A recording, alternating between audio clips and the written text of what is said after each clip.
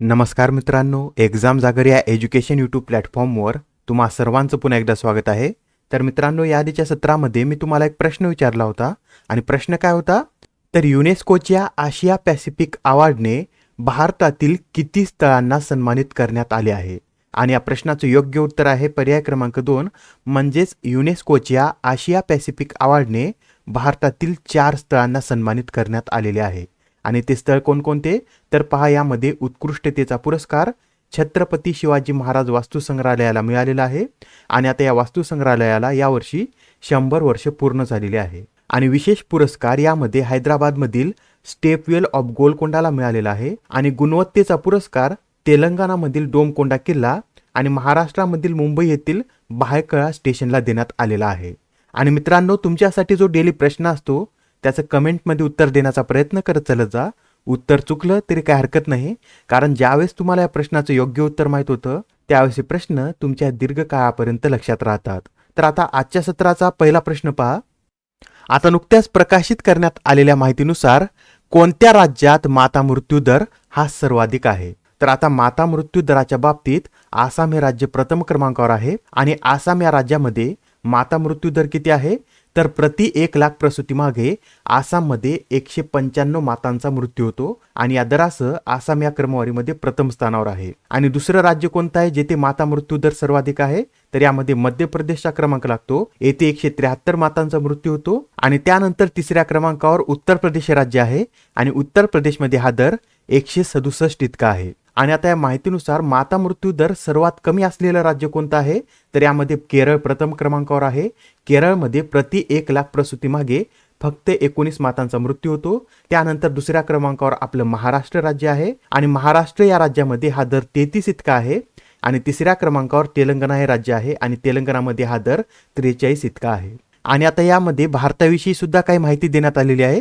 तर पहा, भारतामध्ये 2014-16 मध्ये माता मृत्यू दर हा 130 इतका होता आणि आता 2018 ते 20 मध्ये हा दर किती झालेला आहे?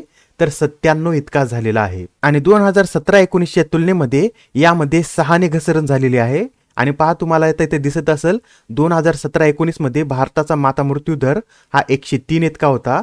त्याआधी 2016-18 मध्ये हा 113 होता, 2015-17 मध्ये हा 122 होता आणि 2014 ते 16 मध्ये हा 130 होता आणि आता सध्या 2018-20 मध्ये हा 97 इतका आहे. आणि पहा, राष्ट्रीय आरोग्य धोरण अंतर्गत भारताने 2030 पर्यंत माता मृत्यू दर प्रति लाख प्रसूती मागे 70 पर्यंत खाली आणण्याचे लक्ष्य ठेवलेलं आहे. आणि आता हे जे लक्ष्य आहे हे लक्ष्य भारतातील 8 राज्यांनी पूर्ण सुद्धा केलेलं आहे, कारण या राज्यातील माता मृत्यू दर हा 70 पेक्षा सुद्धा खाली आहे. आणि ती 8 राज्य कोणती? तर हे सुद्धा नोट करून घ्या. यामध्ये आपण आताच पाहिलेलं आहे, केरळमध्ये हा दर 19 आहे, महाराष्ट्रामध्ये 33, तेलंगणा राज्यामध्ये 43, चौथ्या क्रमांकावर आंध्र प्रदेश आहे, यामध्ये हा दर 45 आहे, 5व्यावर तमिळनाडू आहे, यामध्ये 54 इतका आहे. नंतर झारखंडमध्ये हा दर 56 आहे, गुजरातमध्ये 57 आणि कर्नाटक या राज्यामध्ये हा दर 69 इतका आहे. तर एवढी सर्व माहिती नोट करून घ्या, अत्यंत महत्त्वाची माहिती आहे. येणाऱ्या परीक्षेमध्ये यावर निश्चित एक तुम्हाला प्रश्न विचारला जाऊ शकतो. तर आता प्रश्न क्रमांक दुसरा पहा. तर पाहता, या ज्या लक्ष्मी सिंग आहेत या कोणत्या राज्यातील पहिल्या महिला पोलीस आयुक्त ठरल्या आहेत? तर आता या ज्या लक्ष्मी सिंग आहेत या उत्तर प्रदेश राज्यामधील पहिल्या महिला पोलीस आयुक्त ठरलेल्या आहेत. आणि यांच्याविषयी माहिती सांगायची झाली तर लक्ष्मी सिंग या 2000 बॅचच्या IPS अधिकारी आहेत आणि नुकतीच आता त्यांची नोएडा पोलीस प्रमुख म्हणून नियुक्ती करण्यात आलेली आहे. आणि त्यामुळे आता त्या UP मधील पोलीस आयुक्तालयाच्या प्रमुखपदी विराजमान होणाऱ्या पहिल्या महिला अधिकारी बनलेल्या आहेत. आणि याबरोबरच आता आपण आतापर्यंत प्रथमच महिलांची जी ती नियुक्ती करण्यात आलेली आहे त्या न्यूज सुद्धा एकदा रिवाइज करून घेऊया. तर पहा, आंतरराष्ट्रीय अंतराळ स्थानकाचे नेतृत्व करणारी पहिली युरोपियन महिला कोण बनलेली आहे?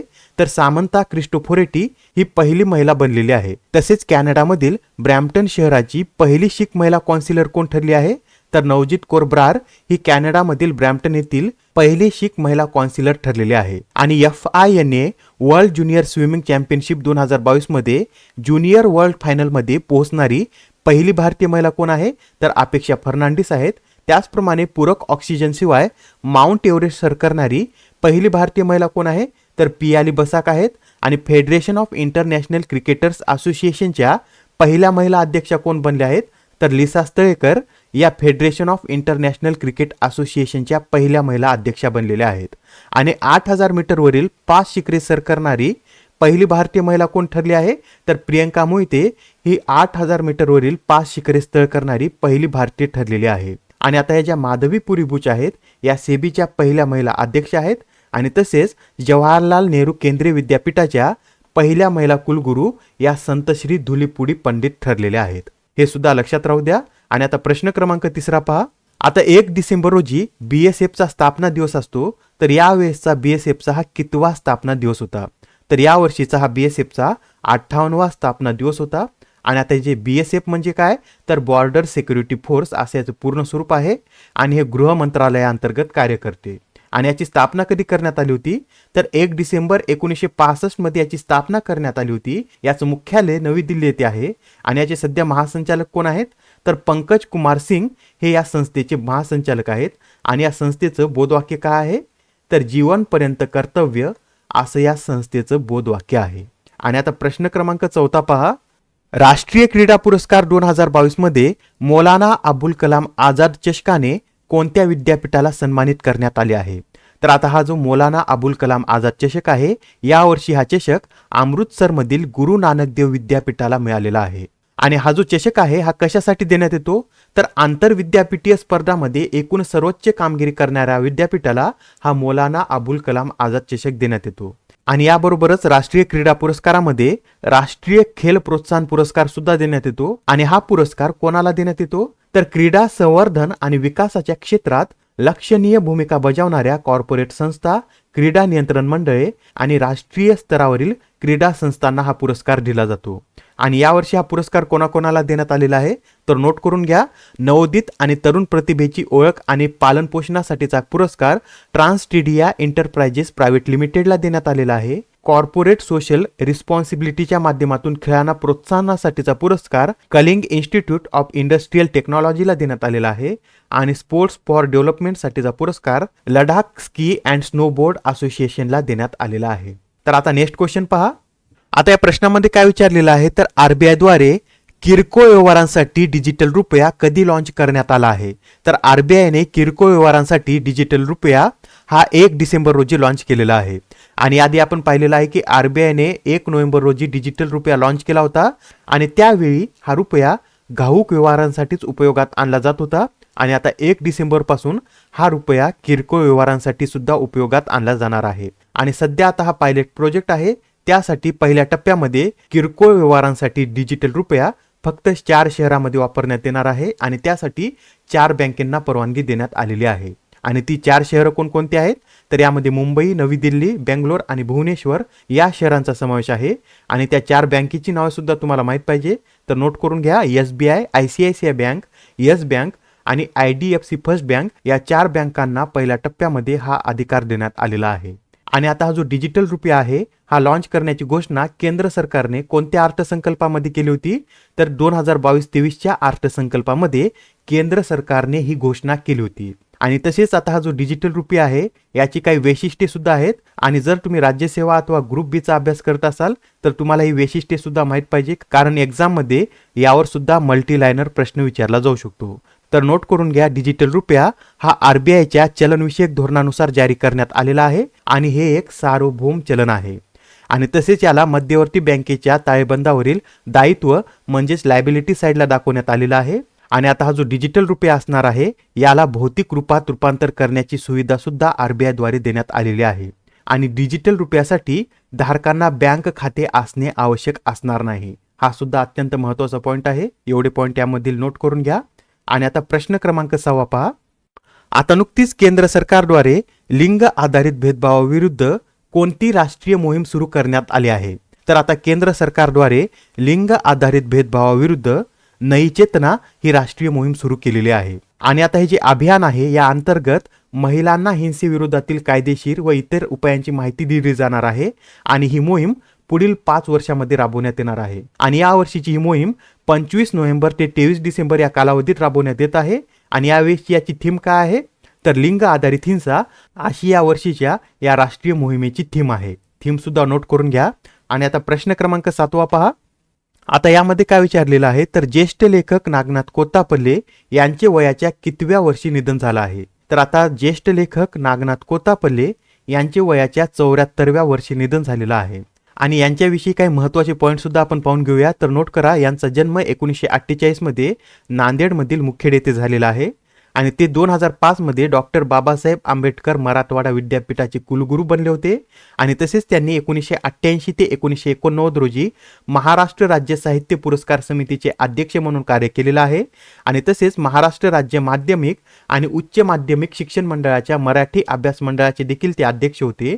आणि त्याचप्रमाणे महाराष्ट्र साहित्य परिषदेचे उपाध्यक्ष आणि श्रीगोंदा येथे 1999 साली झालेल्या ग्रामीण साहित्य संमेलनाचे आणि 2005 साली जालना येथे झालेल्या मराठवाडा साहित्य संमेलनाचे सुद्धा त्यांनी अध्यक्षपद भूषवलेलं आहे. आणि 2012 मधील चिपळूण येथे झालेल्या अखिल भारतीय मराठी साहित्य संमेलनाचे सुद्धा अध्यक्षपद त्यांनी भूषवलेलं आहे.